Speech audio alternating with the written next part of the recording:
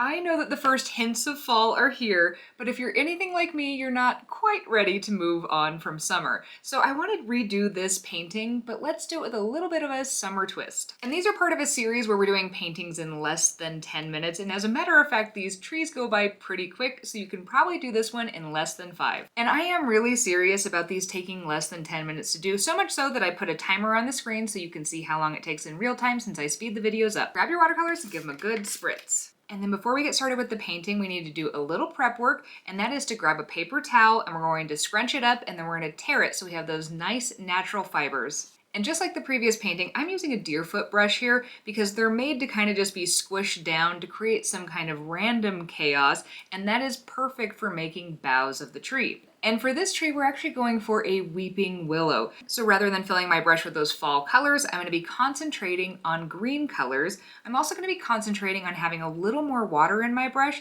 so that it leaves little puddles on the page, because that's going to be crucial for us to get those nice weeping willow bits. And once you get a nice coat of those colors, I want you to take that paper towel that you ripped, and we're going to drag those natural fibers down, grabbing those puddles and kind of swooshing down to create those weeping branches. Then at the bottom, I'm going to add a strip of water, and then I'm going to grab a brush with a nice pointy tip on it, and I'm going to fill it with a dark brown color, and I'm going to add in that tree trunk, and I'm also going to flick a few times within the big part of the tree to hint to where some of those branches are.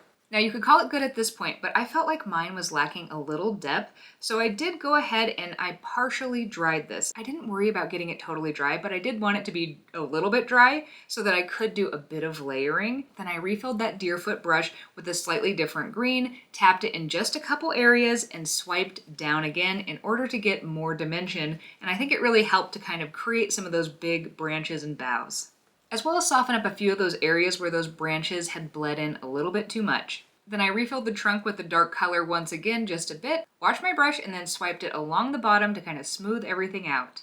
And in less than 5 minutes, I was able to paint the tree of my absolute dreams. Was it just me, or as a kid, did you also really want a weeping willow in your backyard that you could sit in the shade underneath and read a good book? I have a feeling it's not just me.